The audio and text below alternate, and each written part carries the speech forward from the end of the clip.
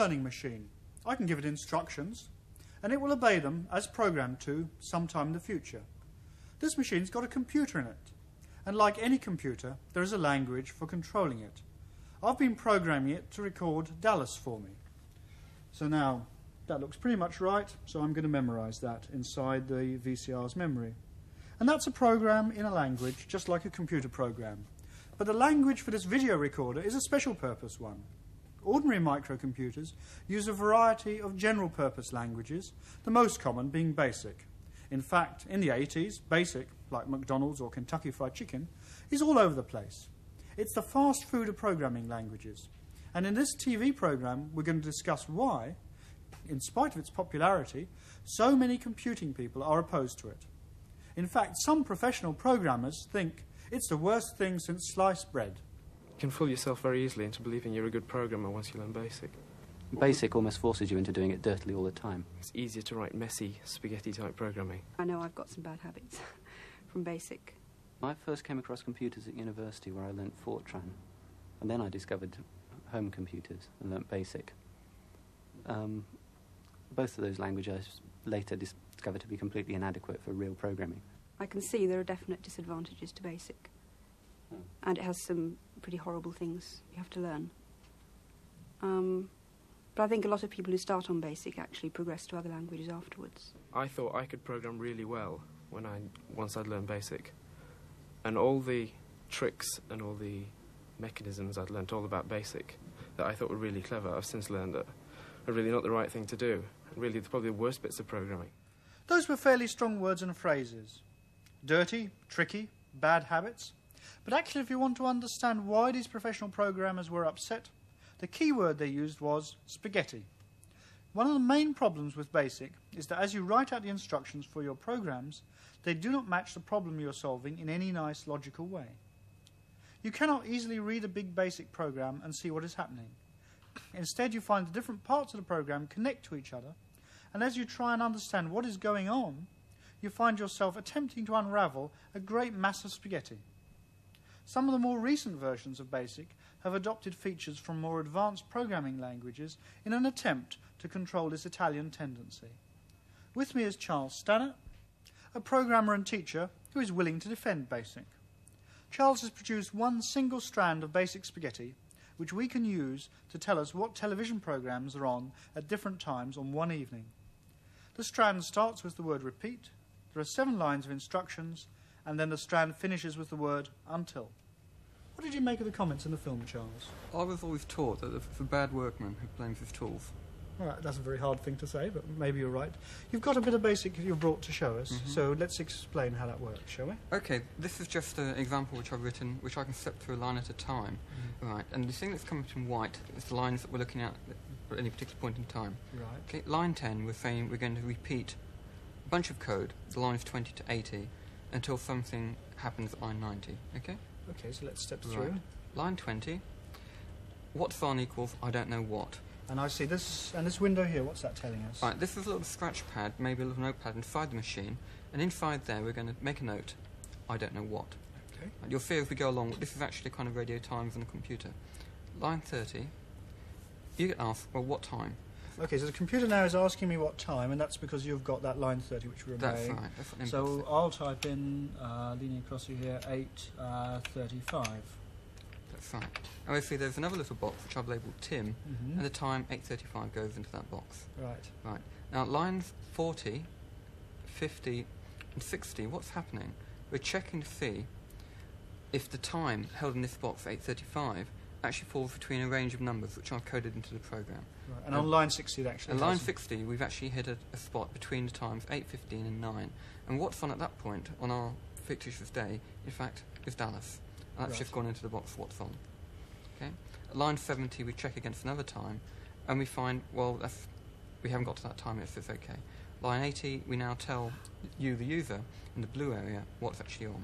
And when we do that print, this is actually the program printing out to us now about Dallas. And if you were to write your own program with these lines 10 to 110, you'd actually only see the area that's in blue. Okay? Right. Line 90, you hit this until Tim is after 12:15, but time is still 8:35. We haven't gone beyond 12:15, so we repeat the whole loop. Right. Okay, at line 20, what font? We don't know again. At line 30, you give another time. So it's asked us another time. This time I'll put in a late time. I'll put in 12:45 at night. 12:45. Right. You'll find it when I'll step through lines 40, lines 50. Well, I see. And this box now, Tim has now got 12:45, and because we don't know what's on, then that's still still there. If not until we get to line 70, if Tim is beyond 12:15, then we know what's on. In fact, what's on at that stage is the TV set's closed down. There's nothing else on. So at line 80, we print what's on is on at Tim. We actually get closed down. Nothing else is on at 12:45. Right, so it's printed out the contents of what's on. So it's That's printed right. out, closed down, nothing else. And at line 90, this is the end of the repeat loop. Tim's time, your time has now gone beyond 12:15, so you actually drop out of the loop. Line 100, we say let's print good night. And we'll see the good night. And there's the good night. Right, Charles, well that's a little example BASIC program. What sort of things do you use BASIC for? I actually find BASIC very, very good to try out ideas which I may later implement in, say, Pascal, but which I want to try very, very quickly. I find being interpreted on a range of modern machines is actually a very, very good tool for development purposes. Right. A lot of people say BASIC is clumsy and slow. How would you react to that? No, I think that's not the fault of BASIC. There are some very slow machines around with interpreted versions of BASIC which do work slowly. And I wouldn't use BASIC, say, to guide a cruise missile. But for most of the things I want to do on my home micro, I think BASIC is actually perfectly adequate. Right. Thank you very much, Charles. Charles is an experienced programmer and a reasonable chap. And his line is that if you choose your BASIC carefully, use a powerful modern micro, and are very disciplined, then you'll be all right. But I'm going to be unfair and dogmatic and insist that most people learning most basics will get severe indigestion attempting to digest the spaghetti. Writing a 4-line BASIC program is a doddle, and it gives the beginner false confidence. But a 40-line BASIC program, with its bits of pseudo-mathematics and its spaghetti connections, can be very messy and hard to control for the beginner. And for that matter, it will make the professional wince. Now, BASIC was developed 20 years ago at Dartmouth College, New Hampshire, as a beginner's programming language from another language called Fortran, which is short for Formula Translation. In other words, handling numbers and algebra. In many ways, BASIC shows its age. What's more, it is not a particularly good way of understanding how a microcomputer works. Well, I think perhaps the main point about BASIC is that it sits in a void, is that it's neither close to the way modern computers operate, nor is it close to the way that people operate. So that learning BASIC, you actually don't learn anything about computers. And in a way, it almost prevents you from learning about computers. People who are very good at programming in BASIC are almost resistant to learning about the way computers actually operate because they imagine that they should operate in some way like BASIC, and in fact they don't. BASIC is not a good representation of the way computers operate. Suppose we want to teach all our children BASIC in schools because programming is something all children should learn. Perhaps it's the modern Latin. By and large, we don't encourage the schools to be teaching the children to program in BASIC, although we are encouraging many of the schools to get involved in Turtle graphics work, which is a sort of introduction to programming in the Logo language. Programming in BASIC is quite a thorny problem, and there aren't many schools that have enough expertise on the staff to teach the children properly. It's a very stultifying language for computers. It actually restricts the sort of ideas that you might have of what you want to do. I think once you've got past doing very trivial things in BASIC, to actually go to the next stage is such a big leap that most people don't get past it. It's quite a different thing using Logo because it's a growing language, because you're doing things in small steps as opposed to trying to go the whole way in one leap. There are thousands of computer programming languages. Which ones might actually help develop problem-solving skills? We're going to look at the claims of 2 languages, Logo, mentioned by Hedda Govia and Richard Olney, and Prolog, a language favoured by the Japanese, the French, and the Poles. Both languages came out of artificial intelligence research. Logo is best known for its turtles. They're a smashing way of helping children understand what the computer is doing. But the chief virtue of Logo is that we can very easily build programs from other programs. A Logo program many beginners like is one that draws a 5-pointed star. So the first thing I'll do is see if this version of Logo that I have here, which was developed by the Open University for the BBC machine, understands the word star. So I type in star, and it tells me star has no meanings. Obviously I have to teach it how to do a star, so I type in to star. And then, well, I ought to think about, well, what is a star like? And the easiest way for me to think about that is actually to draw one freehand myself. This won't look very good, because I'm not very good at drawing. But obviously, when I look at my star, I see, well, that's made up of 5 lines, and I've tried to turn the same angle in each of these points. So coming back to star, then, I'll say, well, that's going to be 5 star bits, and I'm going to worry about what the star bits are later. So repeat 5 star bit, and I'll store that away, and now I'll make up the star bits. So 2 star bit, and using this logo on the computer screen, I'm going to be driving an imaginary turtle around, and first of all I shall drive it forward 100 on the face of the screen, so that's the first part of my star bit, and then I'll turn through an angle. So I need to guess what the angle is.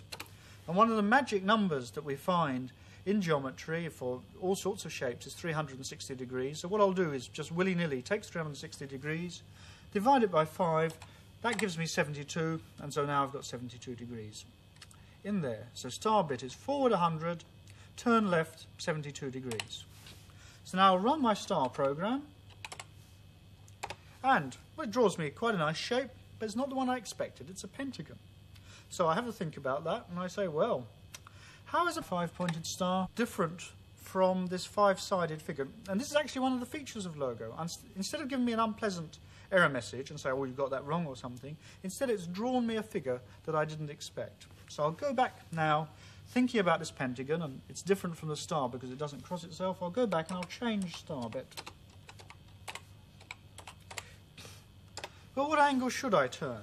Well, obviously, I'm quite familiar with Logo, and in fact I know what angle I should use for my 5-pointed star, and that angle is actually twice 72, it's 144 degrees. So I'll store that away, and this time when I type in star, it'll use the new version of star bit with the 144 degrees, and there I've got a nice 5-pointed star. And what I've done is I've taught Logo 2 new words, star and star bit. And in fact, those words are both perfectly respectable computer programs.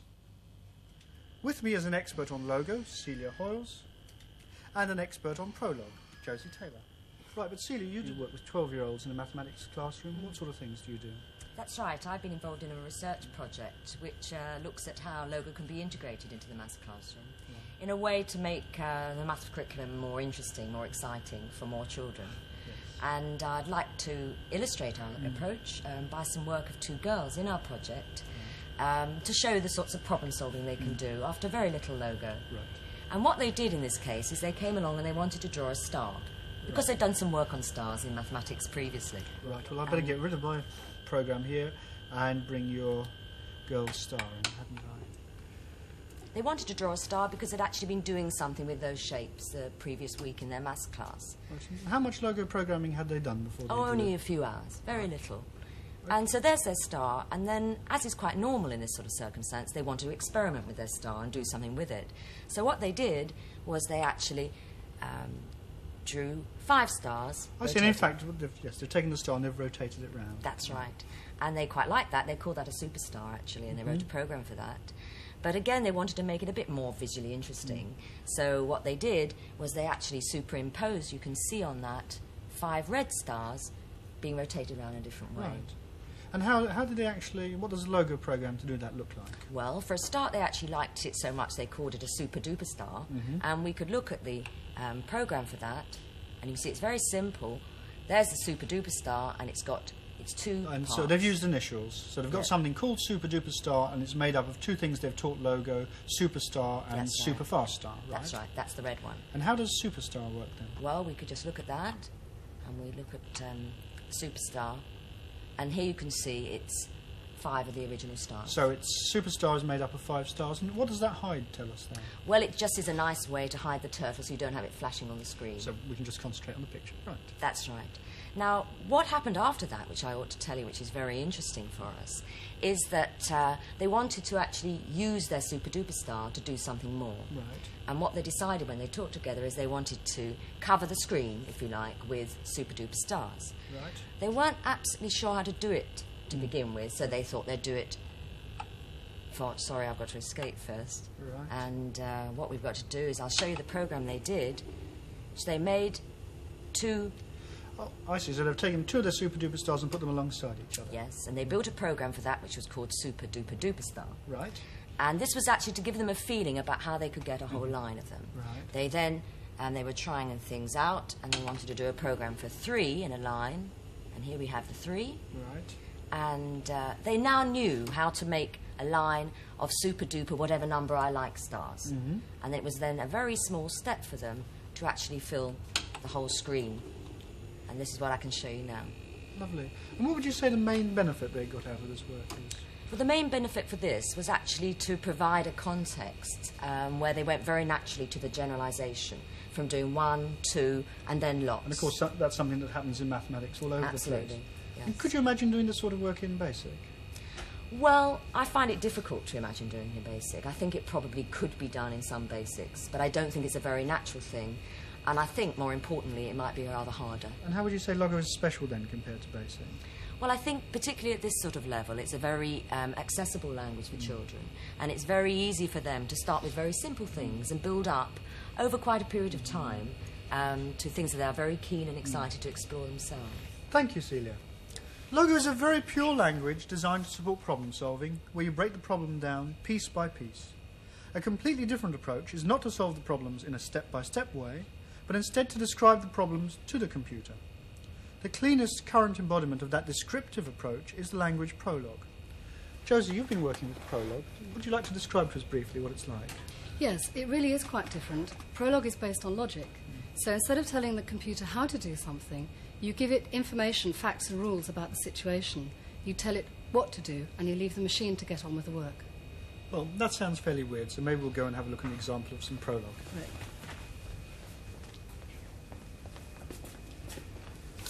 So this window on the right, what have we got here then? Right, well, I've specified some facts here about different countries and the weather conditions, the atmosphere, and timetables of flights for how to get there. And how is this different from a bit of Logo? I mean, is the computer going to do something with atmosphere? No, this information isn't instructions. It's just information for the computer to use. Right, and so it wouldn't matter what order we put it in, so... No, we could put it in any order. We could change it around. We could add further information or take information away. And this thing at the bottom called holes, what's that? Yes, this is one of Prolog's reasoning rules. And what we've done is to give it some holes here, which it's going to fill in for the user when the user asks a question. And it's going to look back at all of this information to find out what it needs. OK, and we've got 5 slots in there, so let's go across and let's ask a question. And Okay. I'd just like to go somewhere sunny for my holiday. Okay, so for my holes, I want to go to some place which is sunny, and I don't really want to know very much else about it. Okay? Right. So it's told me to go to Barcelona. Right. We see if there's anywhere else. Yep. Tenerife. Gosh. Okay? So that's your lot. let's go back then and look at holes. Right. So could we use that in any other way? Yes, because we've got 5 slots that we can fill up. This is a very simple task for Prolog. Okay? So if we come back here, Right, we could say, for my holes, I've decided to go to Barcelona. Right. What I want to know now, I know about the weather. Okay, I want to have flight information. So I want to know which airport it goes from and maybe what the flight number is. Okay. And it's told me leave from London and it's given me a flight number. Is there any other flight? No, there isn't. And there's no other flight at all. Right. Right, suppose I had a completely different interest. I live in Milton Keynes and I'm only willing to leave from Luton. Right, okay. So for my holes, I don't care which place I go to, and I don't care whether it's sunny, nor what the ambience is like, but it must go from Luton, and I don't want to know the flight number yet either. Whoops. Okay. We can go to Tenerife from Luton, and I'm afraid nowhere else. So, well, Tenerife wouldn't be bad. So if we go, but let's go back and look at holes again. Right. We've got this rule here. And this really isn't like an ordinary program, because we can leave any of these things blank and Prolog Yes. is going to try to fill them in for us. Yes. And how is that working? Well, basically what's happening is these holes up here indicate to Prolog that it must go off and look for information in the clauses that we gave it earlier. So to find a place, Prolog would come out and have a look up here, okay, and fill in the gaps further along the lines. And, I mean, do people find this easy, dealing with logic? Not necessarily, no. Just because it's logic doesn't mean that it's necessarily going to be easier. Right.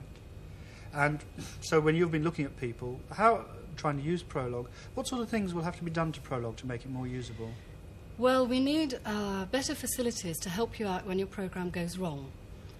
It sometimes can be quite difficult to spot for yourself what's happening because there's a lot to Prolog which isn't appearing on the screen here. When Prolog's giving you alternative solutions, it's doing a lot of work searching around this database, and it's holding on to a lot of information. If something goes wrong, it can be quite difficult for the beginner to identify the place that it's gone wrong. And is that a problem with Prolog, or is that a problem with logic, do you think? It's a combination of a problem with people's heads and a problem with the machinery that we currently have available. But there are many research topics involved in this in many universities throughout the country. And so when would you expect to see a Prolog that would be much easier to use? Well, I would hope within about 2 years. Right. Well, thank you very much, Josie. Thank you. Like many parents, I have a bee in my bonnet about nutrition. Children should not be just given chips and fast food for their school dinners, and they should not be taught BASIC in the classroom. You can't use BASIC to program anything serious. Unlike Logo or Prolog, it's not a contender as the modern Latin, and unlike Assembler, it doesn't help you understand computers. But probably the most important worry about BASIC is that it is very old-fashioned.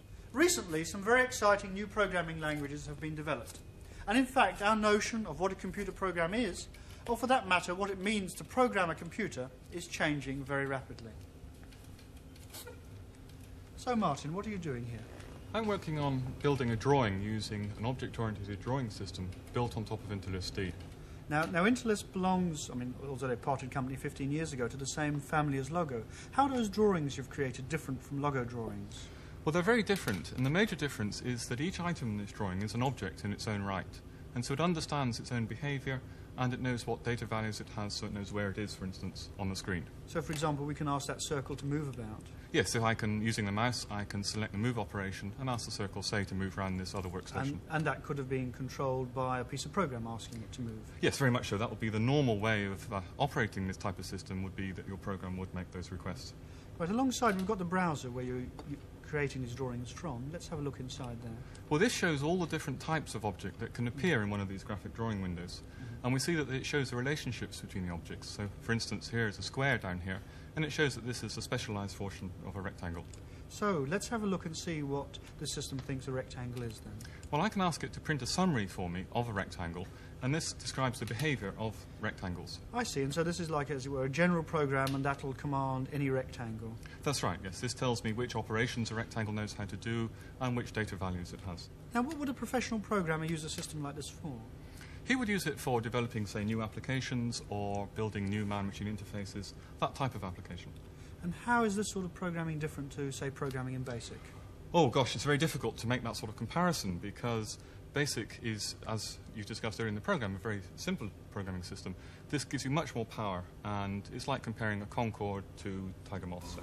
And, of course, there's a similar cost comparison between this and a cheap home micro. Yes, very much so, yes. This is considerably more expensive, but you get a lot more power for your money.